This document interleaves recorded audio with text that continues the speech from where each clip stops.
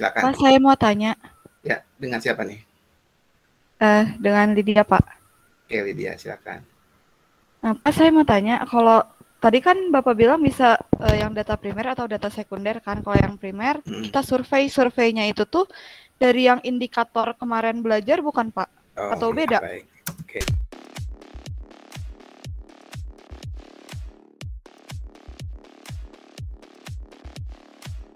Saja lah. Nah, gimana cara menulisnya? Ingat ya, kemarin Anda bisa bikin begini ya. Apa-apa, ini kan dapur kan, ini kan dapur Anda. Nanti udah jadi dirapihin gitu ya. Jadi Anda bisa tulis begini, misalnya halaman 1 sampai halaman, ini kan harus 4 halaman ya. Oke, halaman 1 lah. Halaman 1 misalnya tuliskan gitu ya, atau cari data atau informasi terkait apa kemarin. Ingat nggak? Konteks gitu kan. Nah, konteksnya apa nih? Oh, ini kan restoran cepat saji ya. Berarti saya harus browsing, saya harus menuliskan terkait dengan restoran cepat saji. Mau dinaikin lagi ke atas boleh, misalnya saya ingin menulis, nggak apa-apa gini dulu, saya ingin menulis atau ingin mengawali gitu ya. Saya ingin mengawali tulisan saya dengan cerita gitu ya, kuliner ya, bisnis kuliner. Lalu saya ingin mencari atau menuliskan tentang bagaimana sih perkembangan restoran cepat saji di Indonesia. Anda boleh bikin blueprintnya dulu semua, jadi, atau satu-satu juga boleh. Tergantung style Anda ya, Anda mau style gimana. Kita pakai praktek style pertama, jadi dibikin blueprintnya dulu. Pokoknya halaman 1 saya pengen ngomong begini, gitu aja dulu. Nulisnya gimana entar. Yang penting halaman 1 saya pengen nulis begini. Jadi Anda udah punya patok gitu. Halaman 1 Anda nggak akan ngomongin brand image, nggak akan ngomongin brand relation. Pokoknya satu halaman itu ceritanya tentang bisnis kuliner, restoran cepat saji di Indonesia, gitu kan. Dah, satu halaman gitu. Sebagai target Anda ketika menulis gitu ya. Halaman kedua, misalnya Anda boleh nulis begini, boleh dalam bentuk tabel, boleh ya. Itu Anda boleh tuliskan dalam bentuk tabel yang mungkin lebih praktis gitu ya. Ini kan gaya-gaya saya biasanya gitu. Halaman 2 misalnya apa? Kemarin ada konteks, apa ada yang masih ingat nggak? Habis konteks, terus saya masih ingat kemarin di kelas. Habis konteks langsung ke kasus. Ini yang konteks nih. Halaman ke-1 nih ya, saya blok ya. Ingetin aja nih. Konteks. Pokoknya halaman 1 ngomonginnya konteks. Halaman 2 kita bicaranya di sini tuliskan atau narasikan terkait case study-nya, case-nya, terus di kasusnya. Gitu, sini. Blok ya. Ceritain, oh pokoknya saya, apa paling ngomong sama diri sendiri kan? Saya harus cari data gitu ya, atau informasi terkait restoran X gitu kan ya, kapan dia berdiri atau kapan dia mulai masuk ke Indonesia gitu ya. Terus kemudian sekarang bagaimana perkembangan gerainya gitu ya, terus kemudian mungkin market share-nya gitu kan ya, dan lain sebagainya. Bisa nggak banyak? Sangat bisa. Anda bisa bermain gambar, Anda bisa bermain grafik, sangat bisa. Cuma satu halaman doang kan gitu ya. Nah, targetin lagi halaman ketiga apa, masih inget nggak? Nih, halaman ketiga ya, ini kan kita bicara kalau misalnya 4 halaman gitu ya, Anda tinggal di mix aja, Pak, apa memang 4 halaman, 5 boleh nggak? Boleh aja. Ini kan jumlah minimal lah gitu ya, kecuali dibatas nih, bab 1 nggak boleh lebih dari 10 halaman ya, udah beda lagi ceritanya kalau dibatas gitu kan. Halaman 3 kita udah mulai sekarang, kalau saya tuh bahasanya dirajut gitu ya. Ini konteks, nih kan? Ini konteksnya Anda ceritain konteksnya apa ya, sesuai dengan penelitian Anda masing-masing. Setelah konteks, kemudian narasikan kasus. Studi kasusnya ya. Studi kasusnya apa? Oh, ini si restoran ini, gitu kan, air mineral ini, tas ini, kosmetik ini, gitu kan. Nah, halaman ketiga, Anda kaitkan ke sini dulu nih variabel ujung ya. harus paham nih gaya saya ya. Gaya saya ada template itu kan 3 blok nih. Ya, ada 2 blok, ada 3 blok ya. So, kita bikin ada yang 2 blok, kita bikin juga ada yang 3 blok. Ya, kalau yang saya bimbing kayaknya saya paksa 3 blok. Ya, ini blok ada 2 blok itu kan misalnya pengaruh X terhadap Y gitu kan. Bisa lebih dari 1. Kayak gini kan, brand image, brand relation kan X1, X2 terhadap brand equity. Berarti kan ini Y-nya 1. Bisa juga modelnya gini kan, X, ya ini Y, ini Z gitu ya. Nah, kalau ada yang modelnya 3 blok gini berarti dari Z mainnya. Dari Z dulu gitu ya, dari ujung. Oke, dalam contoh ini kan cuma 2 blok ya, brand image, brand relation terhadap brand equity gitu ya. Ini berarti dari ujung sini. Nah, Anda ceritain gitu, halaman ketiga Anda mulai hubungkan bahasan antara kasus dengan brand equity-nya. Istilahnya variable response gitu ya, antara kasus dengan response. Ya, supaya Anda nggak bingung langsung aja lah. Di sini misalnya saya tulis variable response. Itu dalam contoh ini adalah brand equity. Ya, brand equity. Kaitkan. Cara mengkaitkan gimana, Pak? Ya. Hubungkan antara kasus dengan respons. Nah, saya contohin ya caranya gimana. Setelah itu, halaman keempat ya, kalau 5 halaman lah ya, atau ini masih halaman 3, halaman 4 lah gitu ya, transisi lah.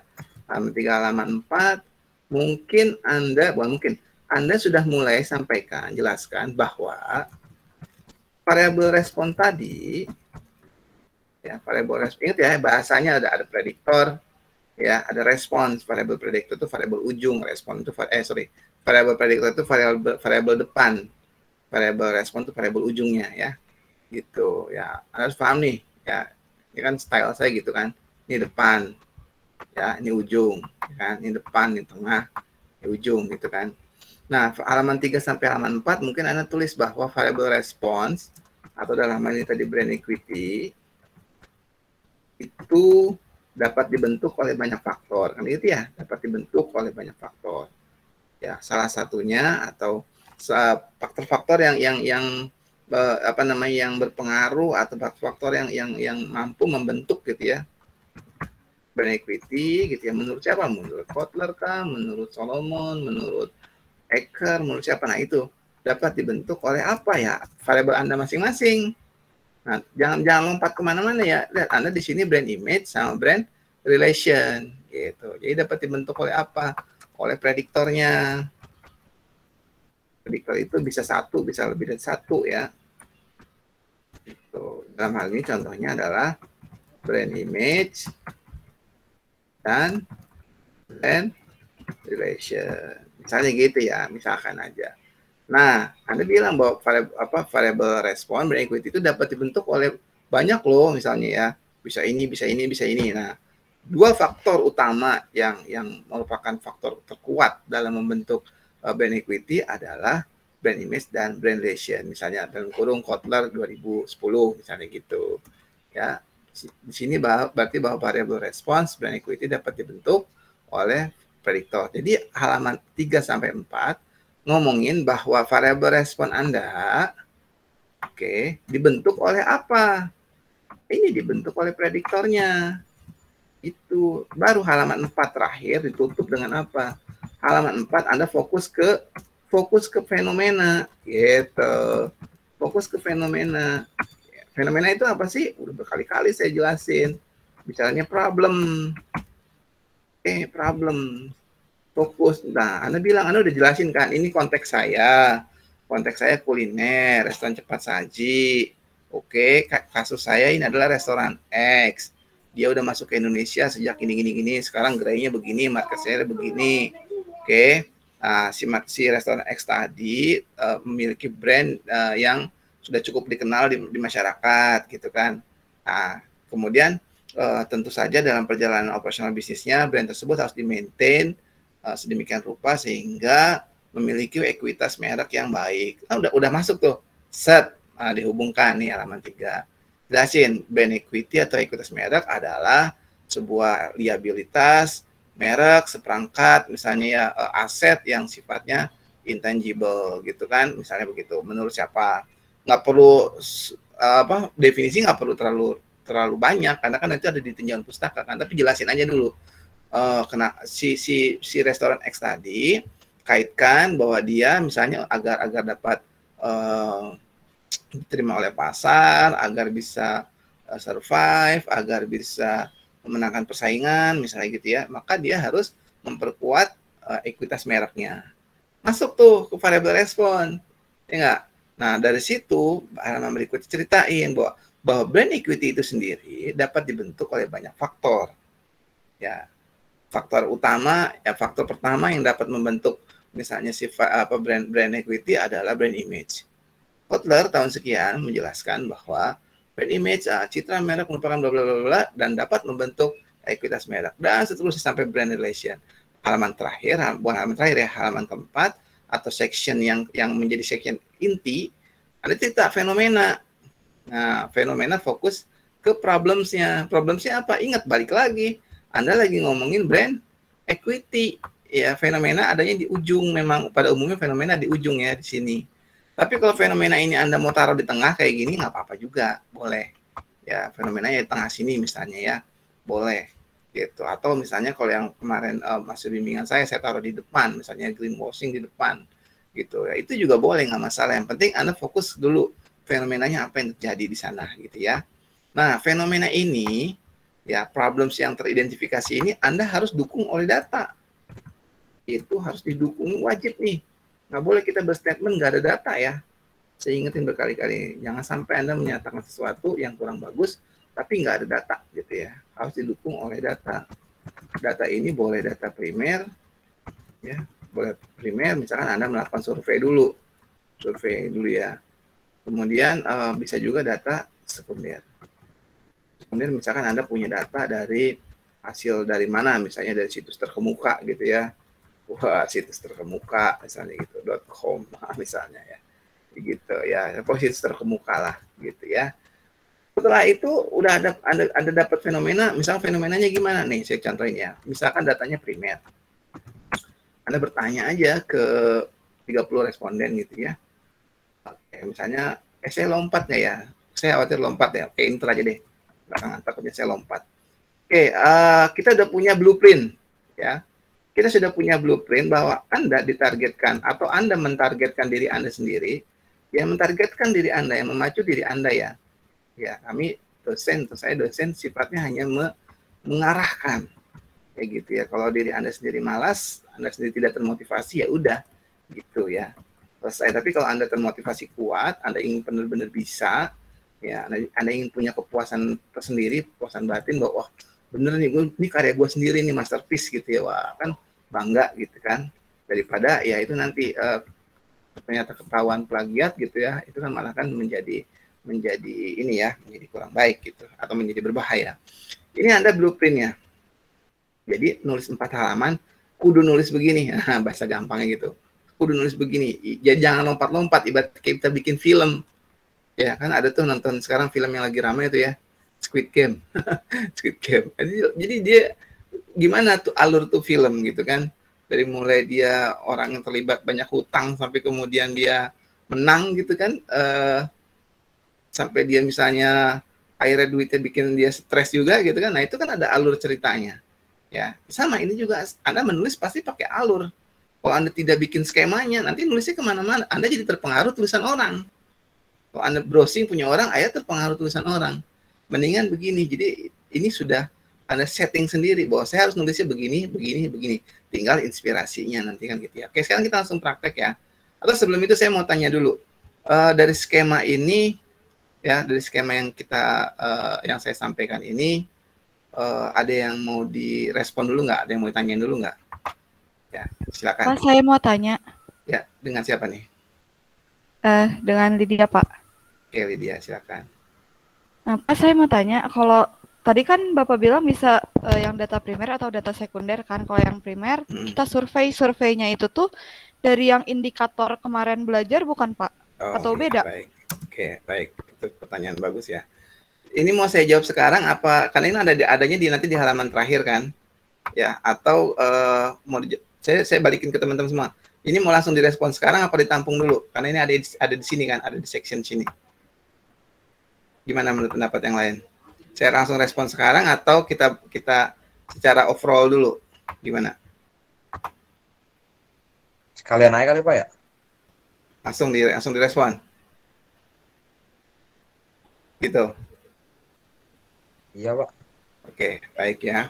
Baik, pertanyaannya Lydia kan bagus nih Pak. Kalau melakukan survei awal gimana? Sesuai indikator apa enggak? Nah, kalau survei awal itu, kalau kita mau pakai data primer, kita harus mendapatkan sebuah data ya bahwa ada masalah kan gitu ya. Ada masalah. Nah, itu mah nggak mesti spesifik menggunakan indikator yang kemarin kita belajar sih Lydia. Kita bisa lebih ringkas aja, lebih sederhana. Namanya juga survei awal kan. Misalnya gini, ini kan brand equity ya. Brand equity ya, ini brand equity. Saya misalnya bikin pertanyaan dulu beberapa lah. Pertama, saya pasti melakukan screening question dulu ya. Screening question itu berarti saya harus memfilter bahwa orang-orang yang menjawab angket saya ini adalah orang-orang yang tahu akan brand. Nggak fair dong saya nanya brand, ekuitas merek dari sebuah brand, tapi orangnya nggak tahu brand itu brand apa gitu, nggak ngerti gitu. Kalau saya tanya Lydia misalnya sekarang kayak kita kan brand kampus gitu, IB Kesatuan kan tentu Lydia tahu gitu kan. Tapi kalau ada kampus, nama kampusnya misalnya Universitas Squid Game gitu. Nah, mungkin Lydia tahu nggak ada brand Squid Game itu universitas gitu? Tahu nggak? Nggak tahu, Pak. Nah, itu kayak gitulah ya. Tapi kalau universitas nama brandnya Kesatuan, nah Lydia tahu, nah itu bisa masuk dalam respondennya. Gitu. Jadi ini lebih sederhana Lydia ya. Kalau mau survei awal ya, dia pertama screening question. Screening questionnya itu jadi respondennya, karena ini bicaranya brand kan, brand equity. Berarti kan respondennya harus tahu gitu ya, respondennya harus tahu akan brandnya. Kalau Anda judulnya keputusan pembelian, berarti respondennya harus yang sudah memutuskan beli atau nggak beli gitu ya. Gitu. Respondennya harus tahu akan brandnya. Oke, misalnya saya bikin pertanyaan sederhana ya singkat. Misalnya, apakah Anda mengetahui akan nama merek restoran cepat saji X? Kan? Kalau dia ya, jawab ya, lanjut kan? Kalau dia jawab tidak, berarti stop. Dia nggak termasuk dalam responden kita. Oke, dia udah tahu nih dia jawab ya, berarti lanjut lagi ya. Oke, kasih pertanyaan aja. Ini kan brand equity kan. Anda bisa kasih pertanyaannya langsung to the point. Restoran misalnya atau brand X. Brand X merupakan atau merek ya, atau gimana ya, pokoknya intinya menggunakan istilah atau kata yang respondennya bakal ngerti gitu ya. Merek restoran cepat saji X gitu aja lah. Restoran cepat saji X merupakan merek yang kuat di benak konsumen Indonesia, kayak gitu kan. Nah, ini kasih pilihan misalnya sangat tidak setuju gitu ya. Tidak setuju, misalnya netral, setuju, sangat setuju. Oke. Nah, kalau dia misalkan bertanya ke berapa orang. Misalnya di sini karena baru survei awal kan. Ya survei awal ke 30 orang oke lah. Survei awal ke 30 responden. Respondennya yang sudah sesuai dengan kriteria kita gitu ya. Nah, misalnya ketemu nih hasilnya. Kan? Oke, di sini misalnya Anda bertanya ke 50 orang, ternyata 30 orang tahu, 20 orang nggak tahu. Berarti kan pas 30 orang kan. Ternyata jawabannya begini misalnya ya. Ya, merek restoran cepat saji X merupakan merek yang kuat di benak konsumen Indonesia. Gitu. Ternyata jawabannya misalnya begini. Misalnya ya. Ini masih kelihatan kan tampilannya ya di Word ya. Kalau ada kendala, gangguan, kasih tahu ya. Soalnya masih kelihatan Pak. Ya saya pernah soalnya ngajar, saya asik aja ngomong ataunya layarnya ini ada gangguan. Ya misalnya ini yang jawab sangat tidak setuju, misalnya ya, misalkan aja lah, tidak setuju, netral. Ya ini setuju, setuju, ini sangat setuju gitu ya. Menjadi fenomena kalau jawabannya gini. Kayak beginilah, misalkan saya bertanya ke Anda ya, Budi Setiawan adalah dosen yang menginspirasi mahasiswa. Kak, saya bertanya ke 100 mahasiswa saya nih. Kalau 60 orang tidak setuju akan statement itu masalah nggak buat saya, Lydia? Salah, Pak. Salah, berarti saya nyebelin kan gitu ya? Iya. Anda nggak akan WA saya, kasarnya Anda akan sebodoh teuing gitu, bodoh amat lah, Pak Budi modal Zoom kayak kagak, kayak gue bodoh amat tuh. Yang penting gue absensi, presensi, oke, kan gitu. Tapi kalau Anda merasa sangat penting nih kuliah Pak Budi nih, rugi nih kalau nggak ada kuliahnya gitu ya. Akhirnya, tolong kontak Pak Budi dong, ingetin kuliah apa enggak, misalnya gitu. Berarti kalau ada pertanyaan misalnya Budi Setiawan adalah dosen yang memberi inspirasi mahasiswa untuk kuliah, nah mudah-mudahan sih dari 100 orang misalkan yang menjawab setujunya, sangat setujunya misalnya 80 orang gitu. Berarti kan bagus gitu ya. Tapi kalau ada 100 orang banyaknya menjawabnya tidak setuju, sangat tidak setuju. Waduh, ada masalah di diri saya nih gitu kan. Sama seperti ini. Merek restoran cepat saji X merupakan merek yang melekat kuat di benak konsumen. Misalnya gitu ya. Ternyata dari 30 orang ya, katakanlah yang menjawab sangat tidak setuju ada 6. Ini ada misalnya 17 gitu ya. Ini ada 2 gitu ya. Berapa tuh? Ya 8, 25 ya. Ini 3, misalnya ini 2. Nah, Anda punya data sekarang. Ada gambar saya. Nah, gitu ya. Anggap aja begini ya. Hanya begini datanya. Ternyata ketika kita bertanya bahwa melakukan survei awal bahwa merek restoran cepat saji X merupakan merek yang kuat di benak konsumen, dari 30 responden tadi diperoleh data begini. Berarti kan banyak yang nggak setuju bahwa merek itu ekuitasnya kuat ya. Setuju nggak dia? Benar. Nah, ini fenomena Anda. Ini fenomena, bener.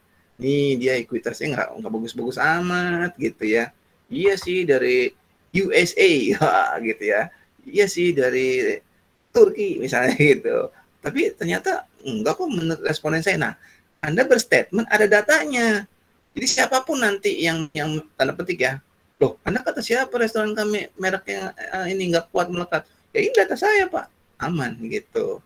Gitu ya. Jadi jangan sampai berstatement sesuatu Anda nggak punya data, itu berbahaya, very very dangerous gitu ya. Saya pernah ceritakan di kelas ini ya, saya nggak tahu saya lupa kelas ini atau saya pernah ada suatu kejadian kan gitu ya.